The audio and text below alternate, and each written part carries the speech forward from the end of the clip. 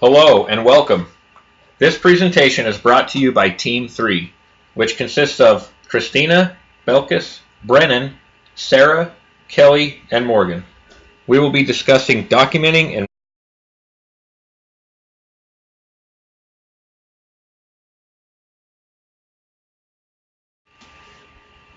throughout this presentation, we will be discussing why documentation is important, the right to work environment, and different types of documentation such as employee orientation, job descriptions, training programs, performance evaluations, and disciplinary action. We'll also discuss what to document, and how it can be used. We will also be looking at assessing and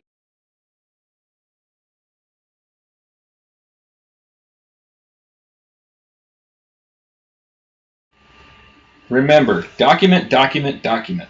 Why is documentation so important?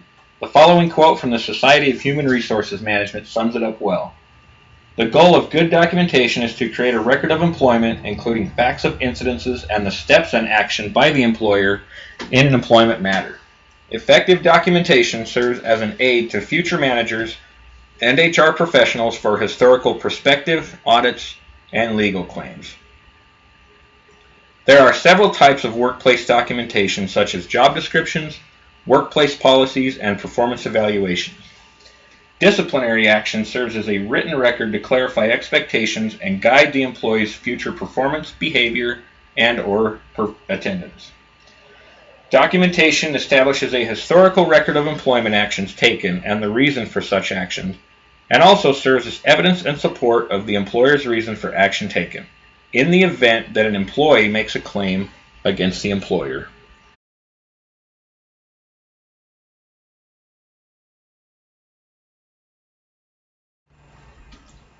Popular to contrary belief, employers in right-to-work states do not have the right to terminate employees without cause. The Taft-Hartley Act was passed in 1947, making all closed shops and union shops illegal within the United States. It prohibits arrangements where employers agree to hire only unionized workers. This is known as a union shop or a closed shop, which require new employees to join the union within the first few months of being hired.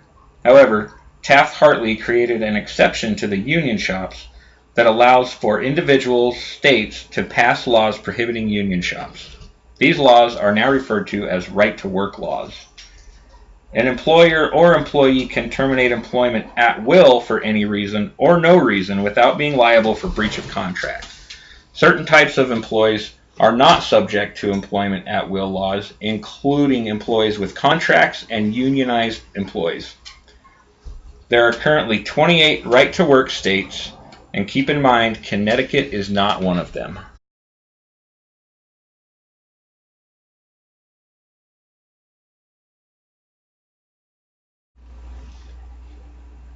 Areas of potential employer liability surround the following areas: wage and hour claims, class action suits, FMLA violations, whistleblower actions, data breaches, social media, alternative work arrangements, discrimination, sexual harassment, and gender and sexual orientation claims.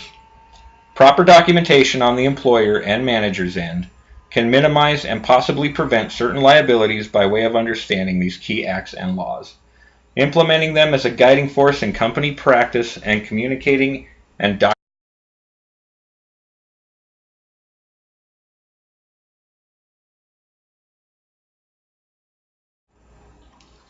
Employee orientation lays the foundation and sets the tone for a new employee's path in a company.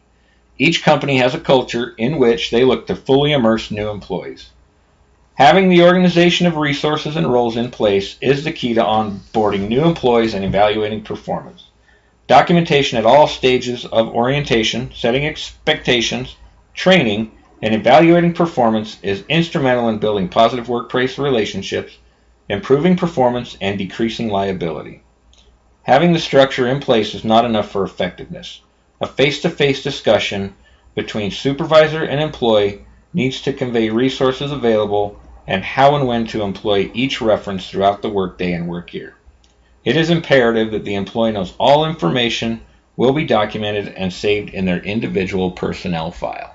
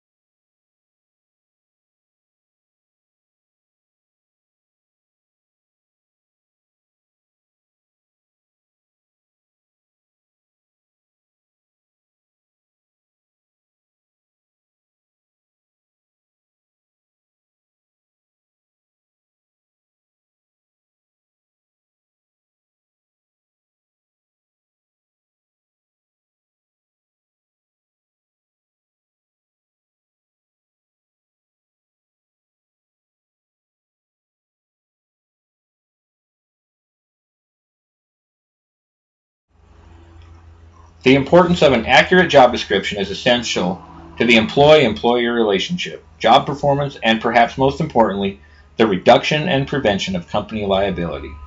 Job descriptions, if not accurate or up to date, can and are often used against employers in litigation cases, specifically the Fair Labor and Standard Act, as its position on exempt and non-exempt employee status. Clearly stating duties and exempt status, as well as staying within the assigned boundaries, is critical. Essential work functions aligning with the American with Disabilities Act, performing a thorough job analysis, as well as consulting the direct supervisor for the position, can show due diligence in the process of writing an accurate job description. In providing a job description, an employer is setting standards and criteria by which performance can be formally appraised.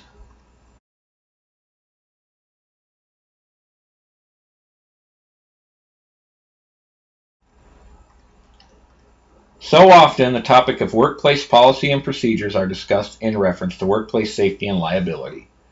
The need of effective policies and procedures has become increasingly more important as our world continues to change and evolve. Legislation, regulation, and various codes of practice drive these changes and the demand for employers to think ahead in keeping their work environment, employees, and customers safe. Discrimination, harassment, workplace ethics, and safety all are at the forefront of employer liability. Much of the liability comes from a lack of training, improper understanding of policies, poor documentation, and compromised.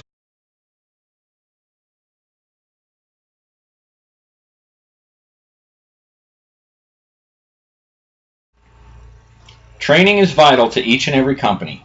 Employees who are well trained are better able to perform. With a consistent, well-organized training and development system, employees are better prepared to handle crisis, handle daily tasks in a more uniform manner, as well as develop their professional strengths across the board.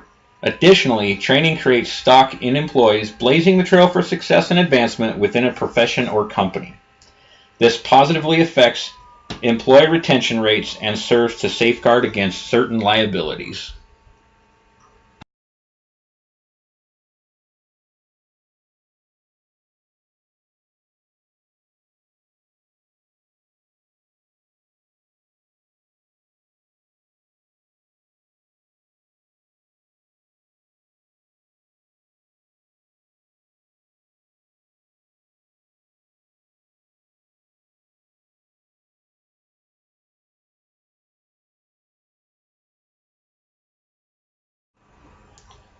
Today, organizations have many options in implementing a methodology for performance appraisals. There are many different performance appraisals. However, some of the most common ones used are self-evaluation method, management by objective, and graphic rating scale. Google, American Express, and the U.S. Postal Service are some widely recognized companies that utilize these performance evaluations.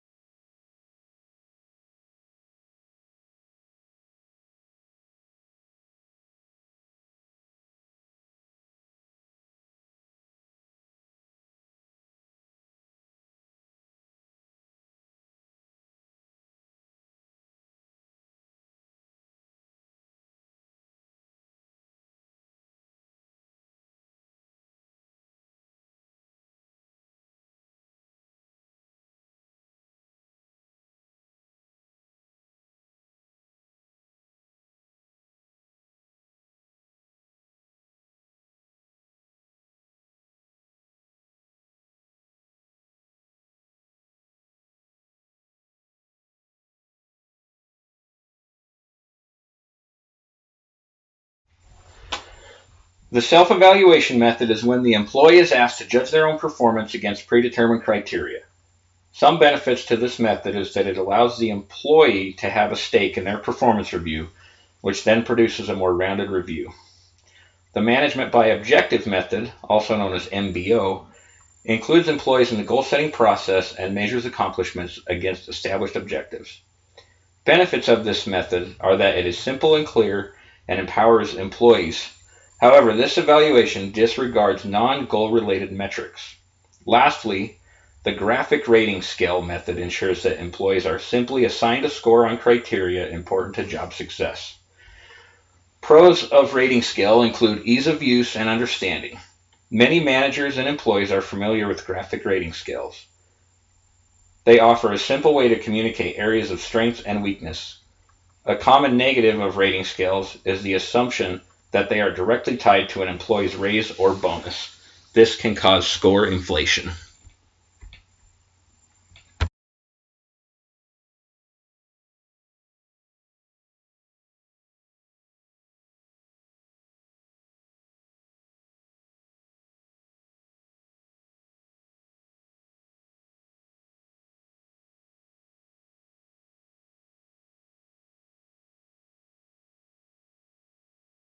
Generally, employers are free to establish their own standards of performance. These standards must align with job duties as outlined in company handbooks, be consistently applied across all applicable employees, and must be taken into consideration any disabled employees.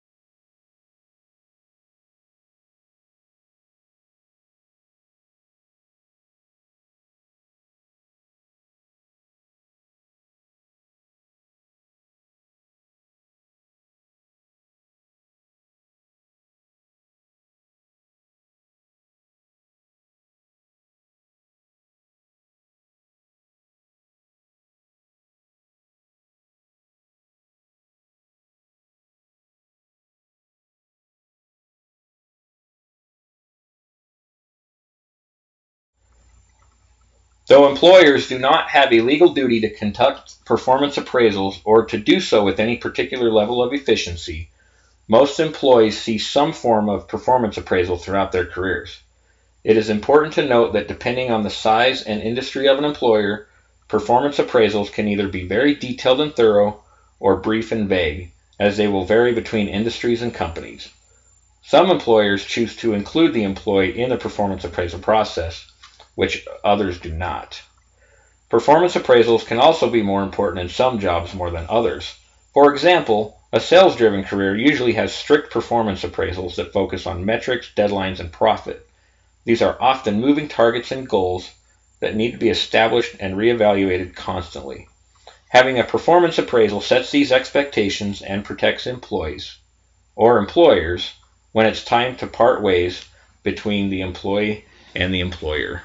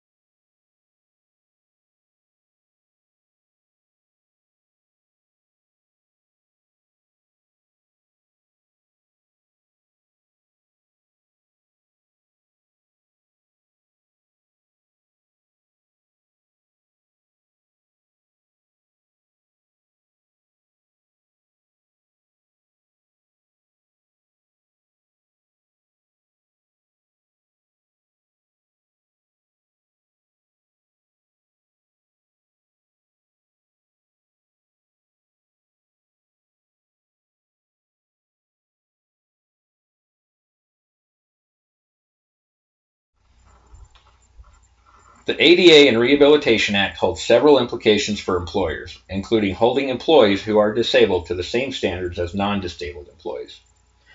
If a disabled employee needs a reasonable accommodation to perform their job duties, then an employer should make an effort to accommodate. To reduce the chance of unequal treatment, performance should be as unbiased as possible. Though subjective performance criteria is not illegal, it opens the door for discriminatory motive. For this reason, it is better to have quantifiable data that can be proven. More and more companies are increasing the frequency of their performance appraisals for consistency purposes. It is important to note that sometimes employers may give a bad appraisal if they need to downsize as an excuse to lay off an employee. This can be used against the employer if the employee decides to take the matter to court. If the employee's historical performance was excellent, and after one bad rating they were let go with performance as a justification, this will set off a red flag. Most states in the United States also recognize at-will employment, meaning that an employee or employer can part ways without any reason, without legal resources, unless otherwise stated in an employment contract. It is important that the reasoning is non-discriminatory.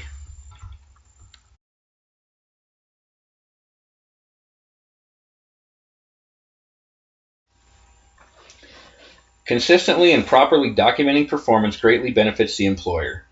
By documenting the employee orientation process, which was discussed earlier, employer expectations are clarified and job descriptions are worth socialized. Further, since performance expectations are set, there lies the foundation of the performance management system. Following company policies regarding performance documentation justifies employment decisions including rewards, promotion, demotion, and even termination.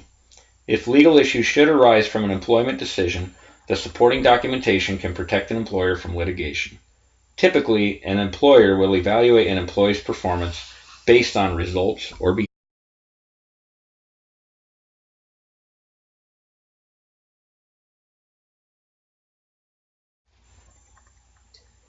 Results refer to what need to be done or the outcomes an employee must produce.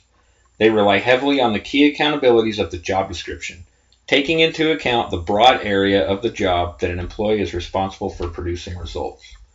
To measure the results an employee produces, the employer should determine if specific objectives and performance standards.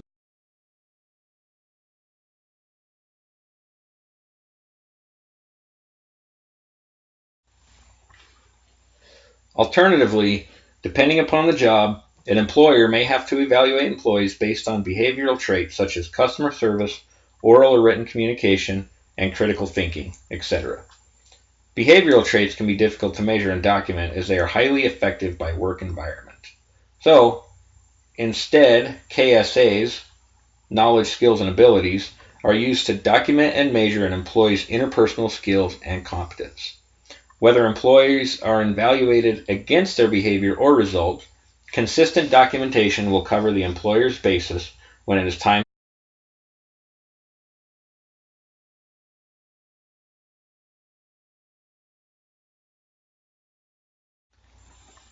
A disciplinary program gives employees access to knowing what's expected of them. The repercussion of not having a good disciplinary system that employees are aware of expectations and work rules can have a severe impact on a business's profitability, resulting in OSHA fines, attorney fees, lawsuits, an increase of insurance premiums, and lost work hours. The employer reserves the right to combine and skip steps depending on the circumstances of each situation and the nature of the offense. Employees may be terminated without prior notice or disciplinary action. When remediation plans are not successful and lead to termination, many companies require managers to partner with human resources.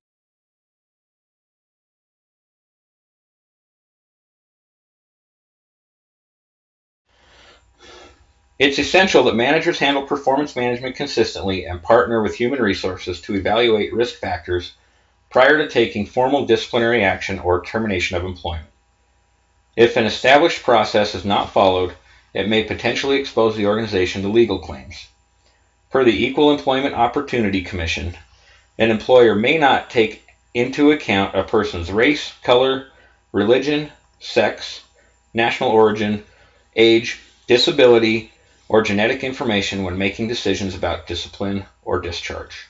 For example, if two employees commit a similar offense, an employer may not discipline them differently because of their race, color, religion, sex, national origin, age, disability, or genetic information.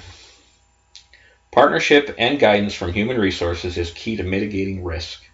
Since the 1960s, a complex system of federal, state, and local laws has been enacted, prohibiting discriminatory discharges and retaliation against employees for exercising protected rights. These have greatly limited an employer's rights to terminate an employee at will. Therefore, it's key to follow an established process.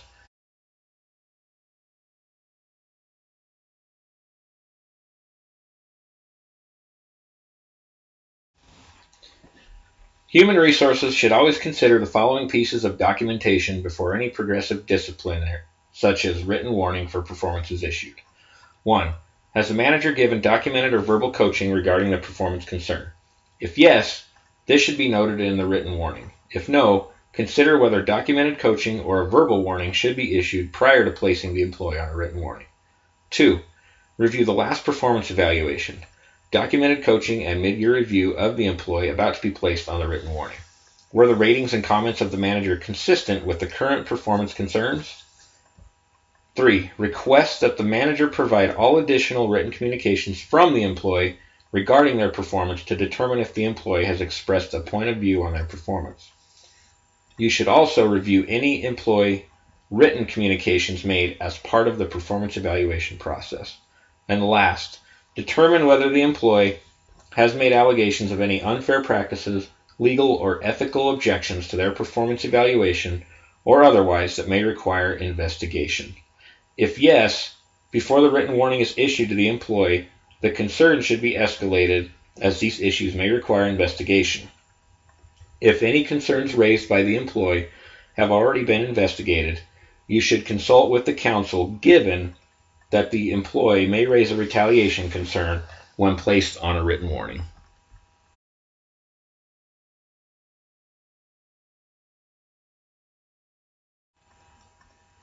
It's critical to review the supporting documentation, evaluate legal risk, and escalate to counsel if necessary prior to proceeding with progressive discipline action or termination of employment.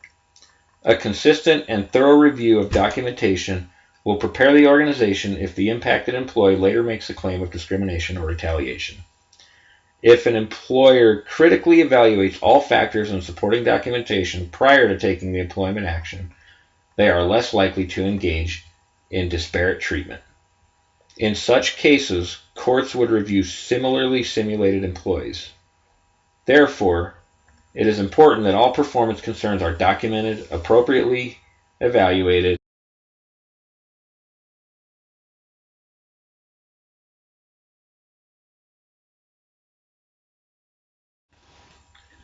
be consistent. Don't write up one person for behavior that you ignore in other employees. When in doubt, check to see how similar problems have been documented in the past.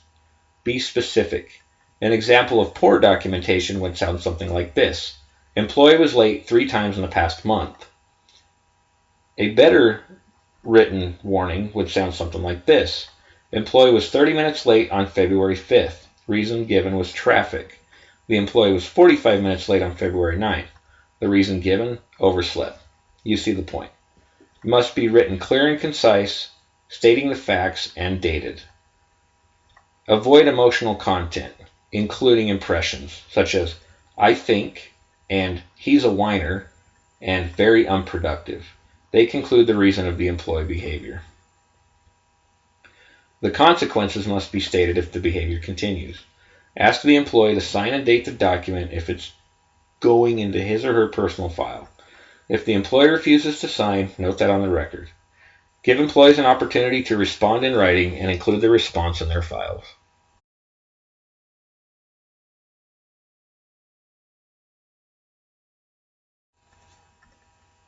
Here's a reminder. Documentation serves as formal evidence for defense in the event of a legal claim of discrimination or retaliation. Keep that in mind whenever you're documenting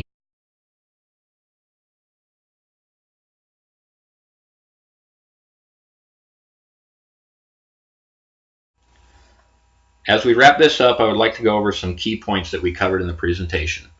Documentation is key to protecting you and the business. It serves as a record both past, present, and future for employee behavior. Right to work does not mean that employees can be terminated without just cause. Document, document, document. Always remember to document.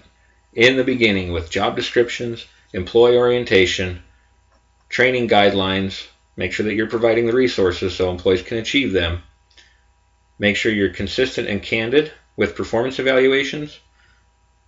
If we're not candid with employees, they may get the wrong message. And always remember the disciplinary process and termination.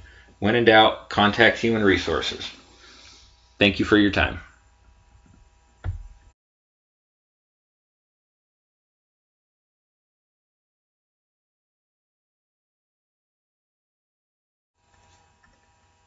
Here's a reminder. Documentation serves as formal evidence for defense in the event of a legal claim of discrimination or retaliation. Keep that in mind whenever you're documenting anything related to the business.